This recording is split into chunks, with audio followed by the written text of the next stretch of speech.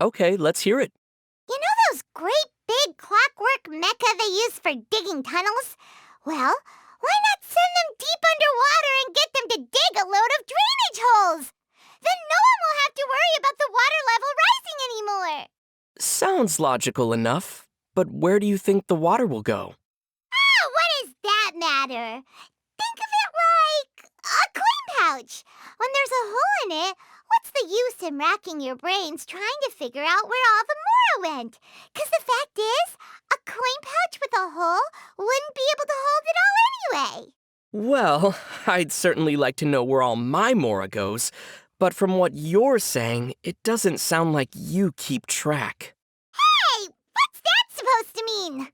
Paimon doesn't know where you... but Paimon doesn't know where your mora goes.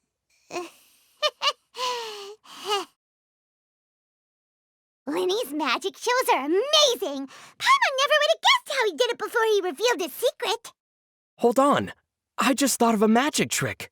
Huh? You know how to do magic too? Yep, I can make a big magician's hat float in the air and even make it move at my command. Whoa, really? How do you do that? Simple, I put Paimon inside the hat. What? Why would Paimon be... Oh, so Paimon's the one making it float. Oh, in that case, Paimon has an idea for an even better magic trick. Huh? What is it? Behold, the bottomless hat. No matter how many plates of delicious food you throw into it, it'll never get full. Wait, so where would the plates go? Oh, good point. Oh, the hat spits the empty plates back out. Ta-da! What do you think? Fontaine's aqua buses are pretty cool, but imagine if they could run without tracks. Then you could go anywhere you want pretty much without having to move a muscle. Oh, traveling would be way less tiring. But you already fly everywhere. Does that even get tiring? Fly? Fly? Wait, that's it! If we could find a way to make the boats float in the air, then they wouldn't need reels anymore. Then we could call them airboats. Come on, let's go apply for one of those, oh yeah, patents. We can't let Paimon's genius go to waste. Quick, before someone else beats us to it! Patents don't work like that. You can't just have a name for your invention. You also need to provide details of the original technical solution that makes your airboats float. Technical, huh? Okay, got it. We just need to attach a giant propeller on top of the boats. Okay, but how would you prevent the boat from spinning along with the propeller? And how would you control the direction of movement? Oh.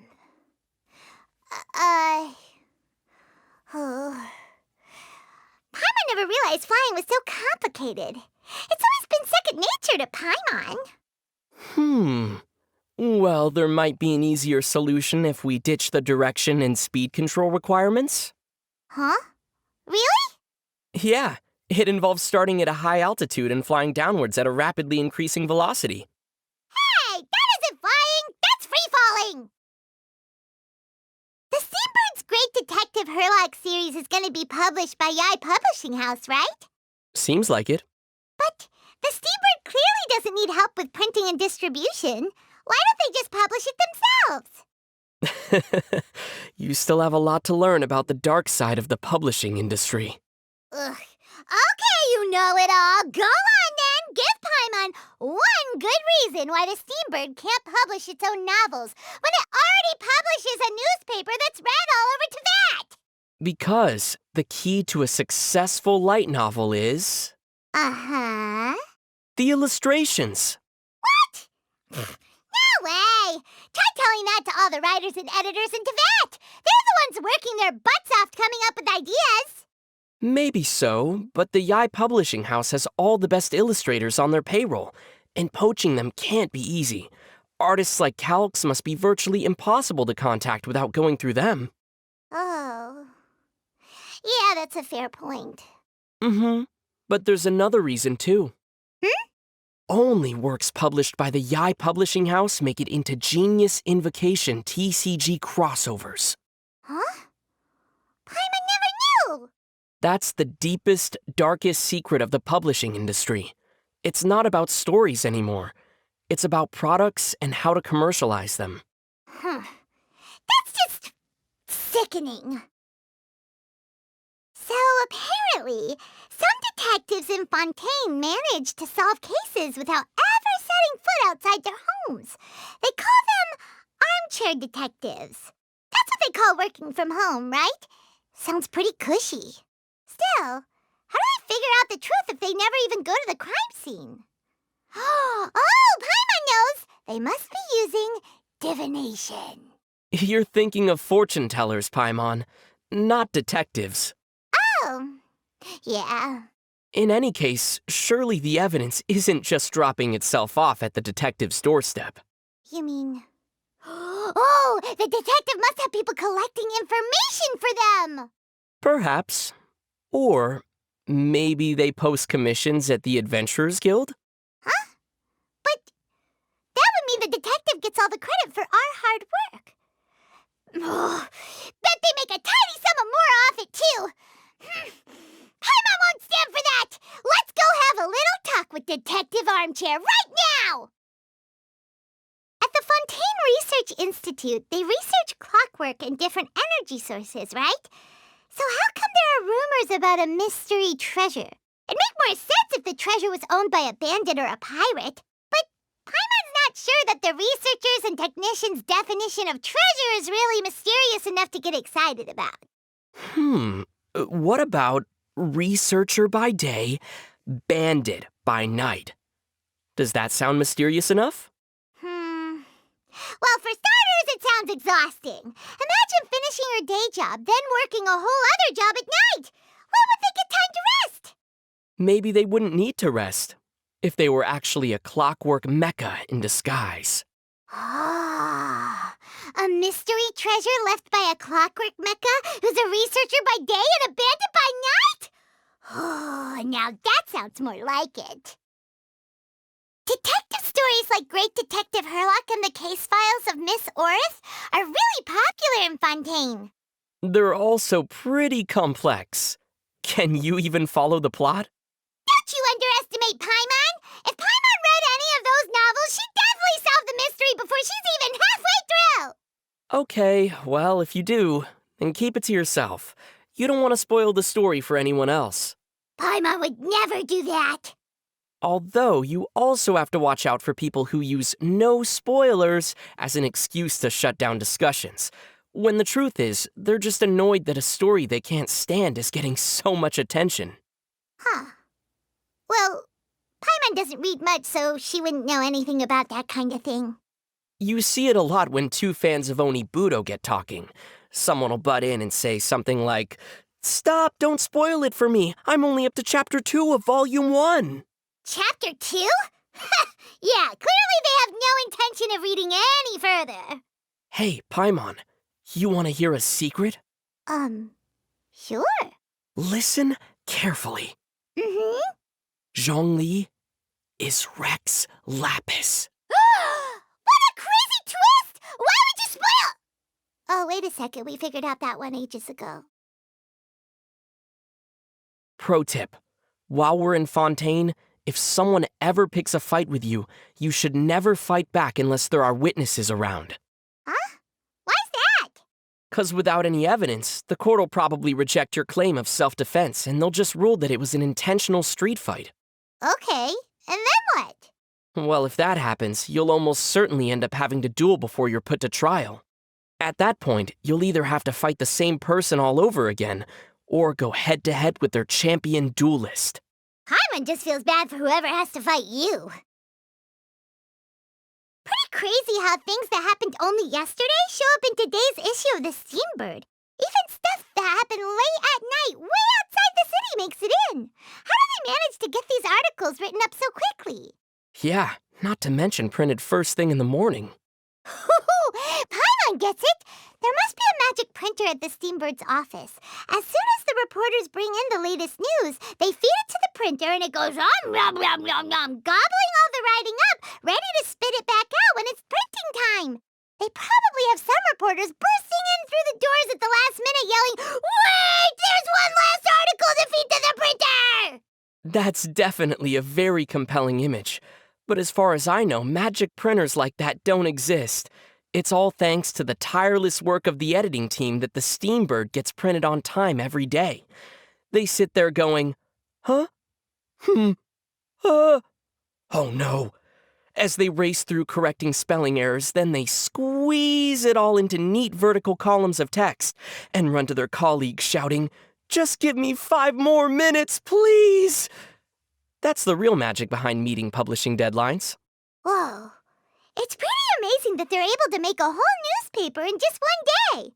Do they ever get time to sleep? Novels in Fontaine have weirdly long names. This one's called Do Clockwork Meka Dream of Cogwheel Chiropractors? But the writing style and themes are pretty different from Inazuma's light novels. According to the synopsis, this novel is about a clockwork mecha experiencing back pain due to bending over for extended periods.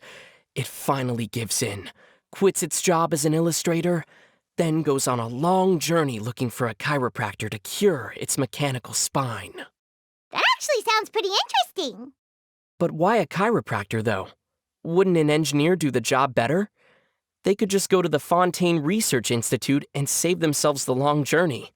Well, yeah, but having met some of the engineers from the Institute, Paimon could see why they wouldn't want to. Oh yeah, that's true.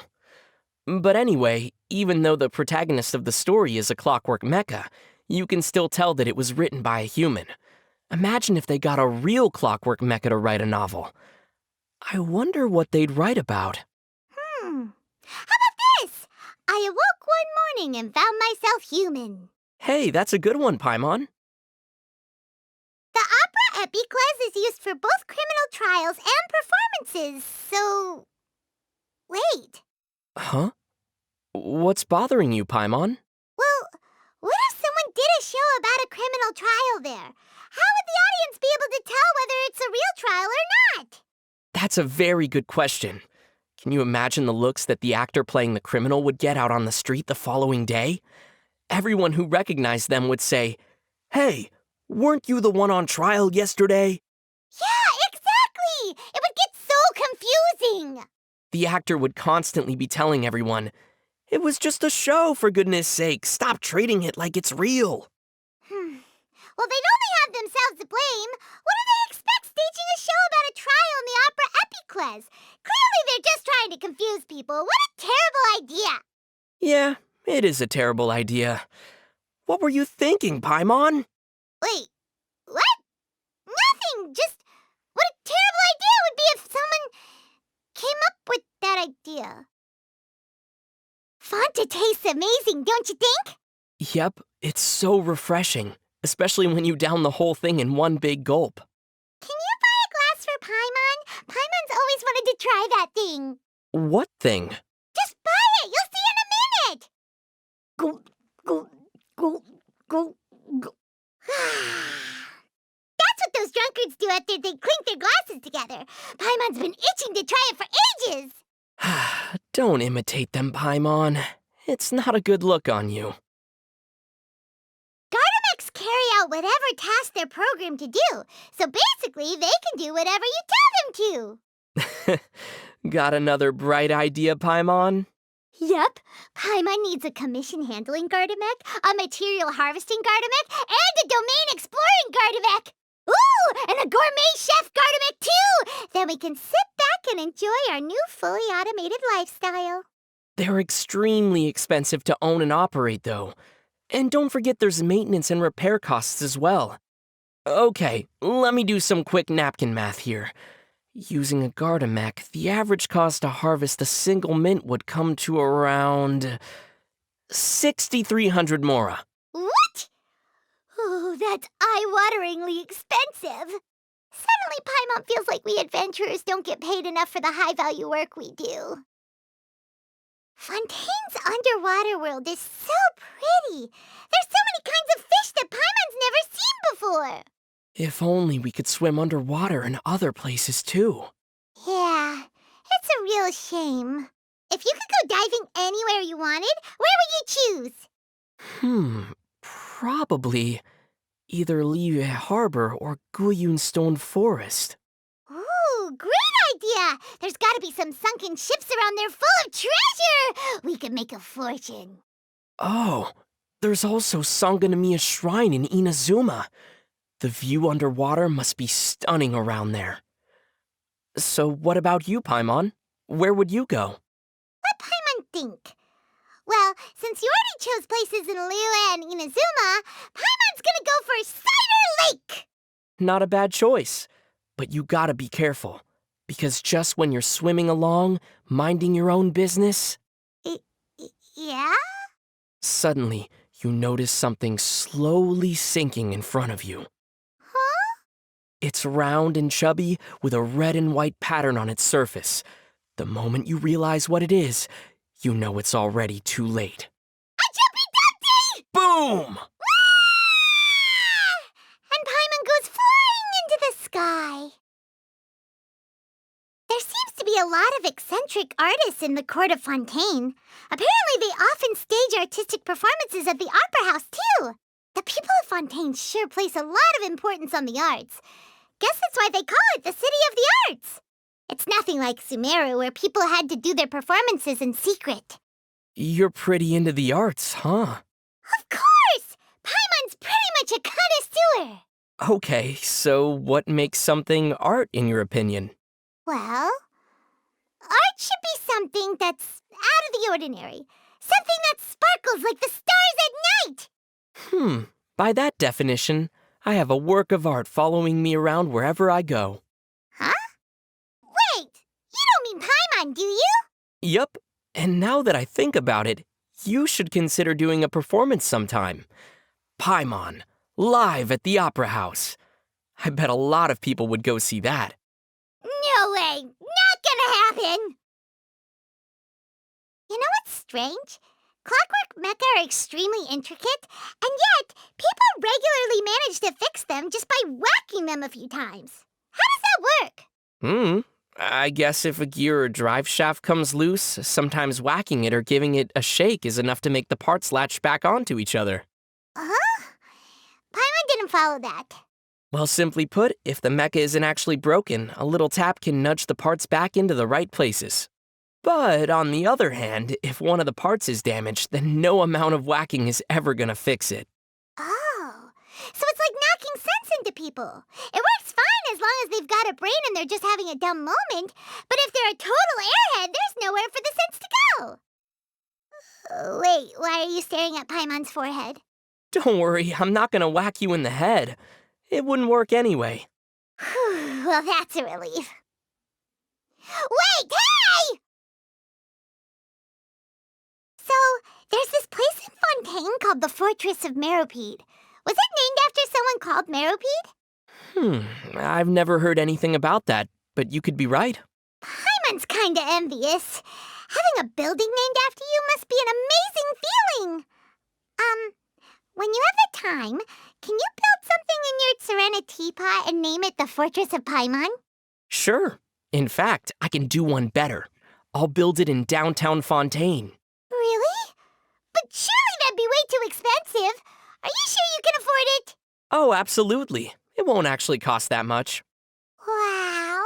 You're so generous! So what are you gonna build?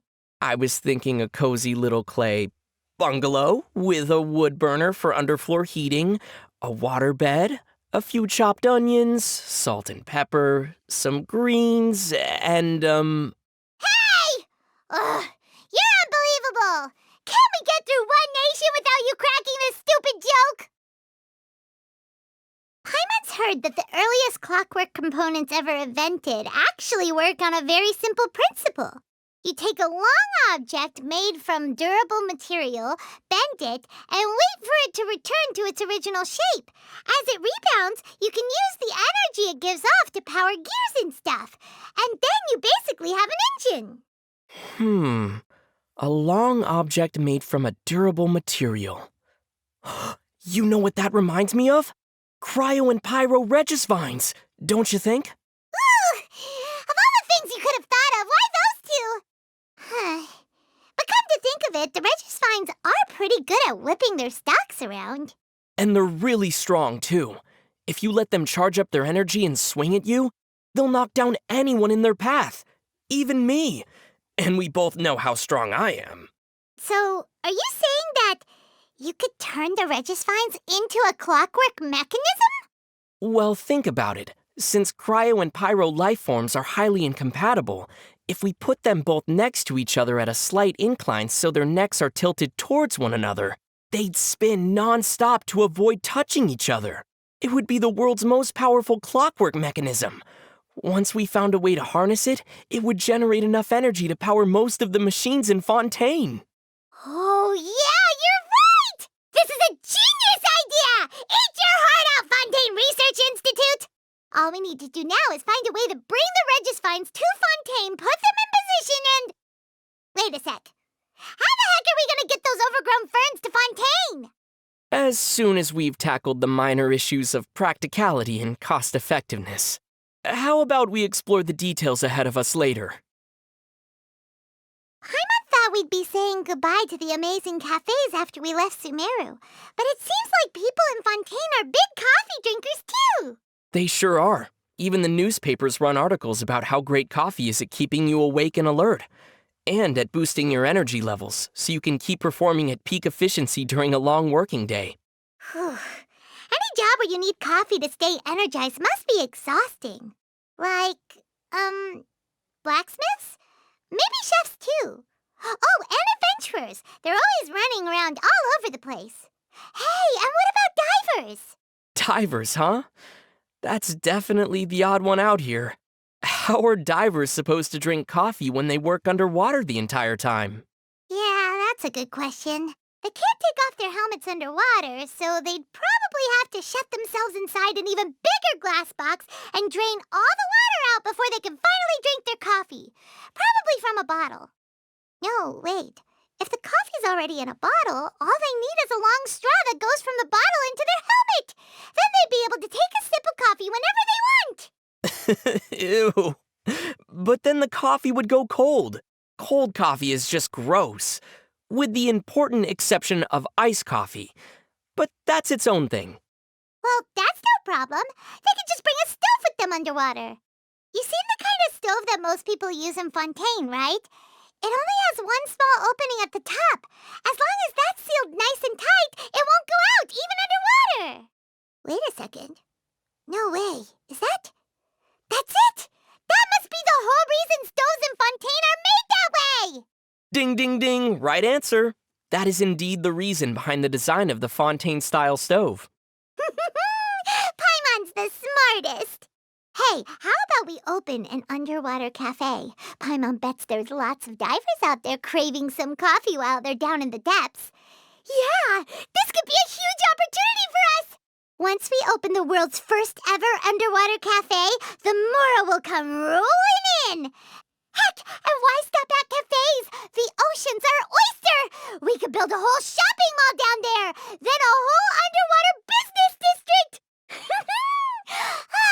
It's gotta be the best feeling in the world making Mora through your very own stroke of business genius. Just one thing, okay? Don't go taking out a loan in my name. The Steambird's head office is in Fontaine, right? Paimon wonders what stories make it into their newspapers. Do you think they reported on our adventures with Dvalin? Or our duel with the Riding Children? Oh, and everything that happened at the Academia? I'm sure they cover just about everything that goes on. It's more of a question of where it would appear. They probably have different sections reserved for different topics. Oh, well, in that case, we must make it onto the front page all the time. Surely that's where all the most exciting stories go. I'm not so sure. We might have made front page news once or twice, I guess. But I wouldn't be surprised if the headlines focus mostly on hit new operas or well-known actors. You know, stuff like, Actor X spotted drinking coffee on street. Actor Y goes public about new relationship. Or Actor Z to retire from performing. Why would they fill the best page with stuff like that? It's completely pointless. Well, trivial maybe, but not pointless. Those are the stories that grab people's attention and convince them to buy the paper to get all the details. Fine. Well, maybe we'll be on the first few pages then. Surely they've got to put some real news in there, and it's got to be interesting enough to keep people reading after they've gotten their dose of celebrity gossip, right? The first few pages cover positive local news stories in the court of Fontaine. Things like food and commodity prices going down, or progress updates on the Aquabus expansions. They put these reports at the most prominent locations inside the newspaper. The point of them is mostly just to kill time. What goes on at the academia might be important, but it doesn't directly impact the lives of people in Fontaine. Huh? So, where would they put our stories then? I'd guess on the very back page after everything else. Oh, why so far back? I think they call it saving the best till last. The editors probably embellished things a lot to flesh the story out, then break it into several chunks to make it into a series that runs over several days. All right, so what's the point of the final page then? It gives the newspaper its raison d'être. Paimon was not expecting to see Clockwork Meka dancing. As dangerous as it is to get too close to them, it sure is nice to watch them from a distance. Imagine if they had ones that could sing and play musical instruments too! That'd be really cool. Then you'd just need some Meka for the audience, and you'd have a show by Meka for Meka. Somehow that's a pretty scary thought. Anyway, Meka are meant to do stuff, not sit there and watch a show. Oh, how about Meka that can paint? Paimon bets their paintings would look just like photos taken with a camera. Sounds like you could just use a camera. Oh, right, yeah, Paimon's brain stopped working. What about you? If you could make a Clockwork Meka do anything at all, what would it be? Travel guiding perhaps? Bleep blorp, this is your guidebot speaking. Please go straight on at the next crossroads. Bloop blurp.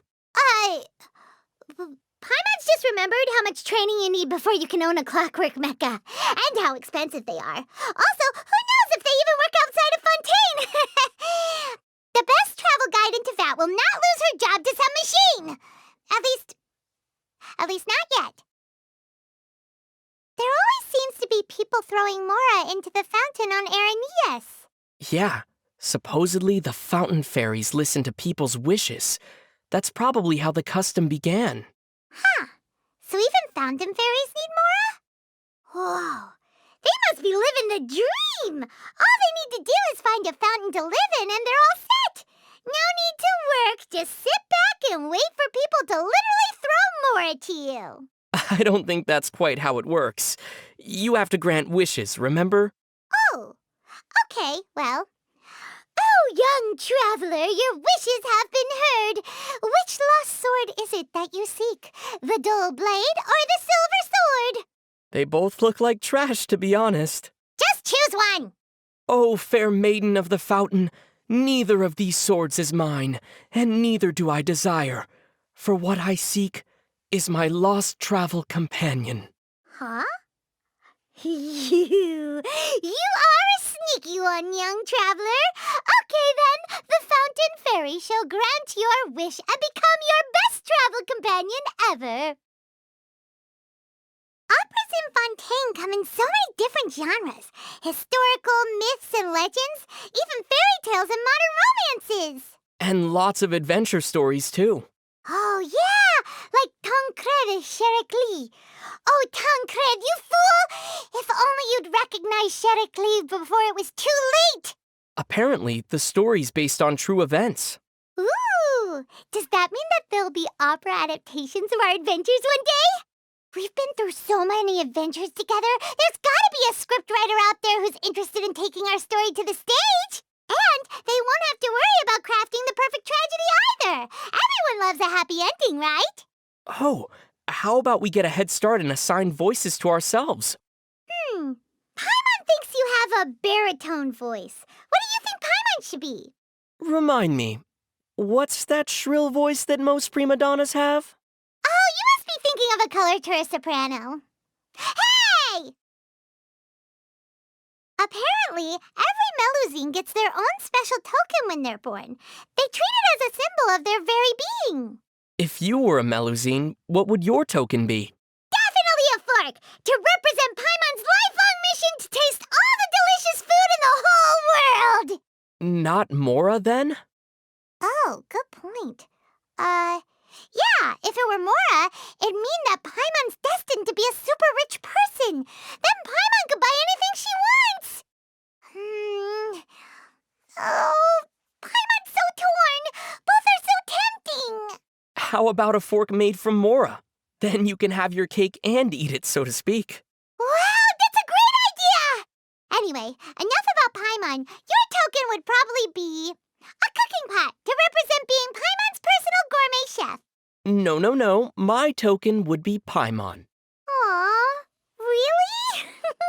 With Paimon as my token, everything that you have would ultimately belong to me. Okay, sure. Friends share everything, right? Yeah, my stuff would still be mine. Hey, no fair! People in the city keep telling us how Palais Mermonia is a super stressful place to work. But when we went to see it for ourselves, it seemed like hardly anyone works there. And the few people who do work there were hardly working. In fact, they looked like they didn't have a care in the world. What part of working there is supposed to be so stressful exactly? Maybe the work they carry out is essential but insignificant. How can something be both of those things at the same time? Well, okay, so imagine that one day you suddenly forgot how to fly and fell to the ground. That'll never happen. Flying's a piece of cake for Paimon. Probably not, but just in case, we should make sure there's a cart loaded with cushions ready to catch you at all times. The cart would have to be designed to withstand any environment and weather conditions, and the cushions would need to be soft enough to break your fall gently. It would need to be built from the sturdiest timber and strongest rope, and packed with plenty of medical supplies and snacks, and all because keeping Paimon safe and sound is absolutely essential. You really mean that? Aw, thanks! But there's really no need to go to all that trouble. Paimon's been flying for a really long time. There's no way Paimon's gonna suddenly drop out of the air, so you don't need to worry about it. See? That's why it's insignificant. If it ever did happen, the consequences would be disastrous, hence why it's essential to be prepared. But practically speaking, the chances of it happening are next to nothing, so it's insignificant at the same time. If someone in the Palais Mermonia was assigned a task like that, it'd be up to them to decide how busy they want to get. Chances are they'd probably just sit back and do nothing. But what if Paimon really does forget how to fly one day? What's gonna happen when Paimon falls to the ground? I'll be here to catch you no matter what. Because you're not essential but insignificant. You're the best travel companion ever.